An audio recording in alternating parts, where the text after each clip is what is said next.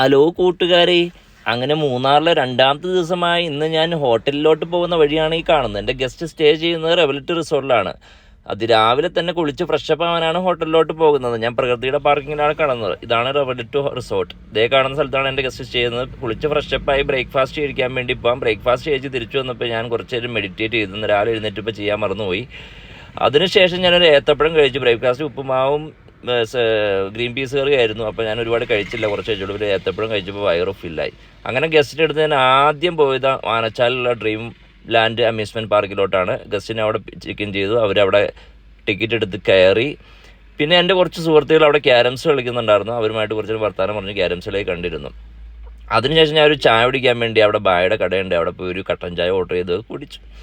ഉച്ചയായപ്പോൾ guest ഇറങ്ങി വന്ന് lunch കഴിക്കണം എന്ന് പറഞ്ഞാൽ അമ്യൂസ്മെൻറ്റ്സേ കൊണ്ടുപോയി. അവർ ഫുഡ് കഴിച്ചു. ഞാൻ അവിടെ നിന്നൊരു മന്തി ക്വാർട്ടർ പാർസൽ മേടിച്ചു. അവരാണ് ഗസ്റ്റാണ് പേ ചെയ്യുന്നത്. എൻ്റെ അടുത്ത് കഴിച്ചോളാൻ പറഞ്ഞു. ഞാൻ അവിടെ നിന്ന് കഴിച്ചില്ല, കാരണം എനിക്ക് വിശപ്പായില്ലായിരുന്നു. ഇവിടെ നിന്നാണ് കുഴിമന്തി കിട്ടിയത്.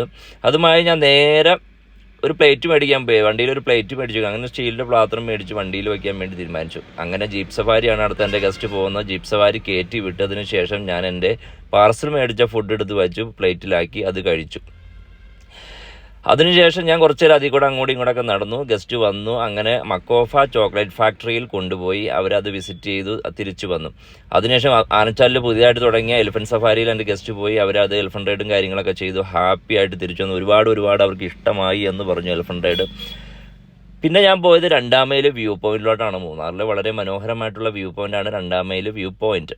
ഞാൻ അവിടെ ഒരു ചായ കുടിച്ചിരുന്നു. അവിടെ നല്ല തിരക്കും കാര്യങ്ങളൊക്കെ കാണുന്നുണ്ടോ. പിന്നെ ഇവിടെ നിന്നാണ് ഞാൻ ചായ കുടിച്ചത്. നല്ല ചായ ആയിരുന്നു കേട്ടോ.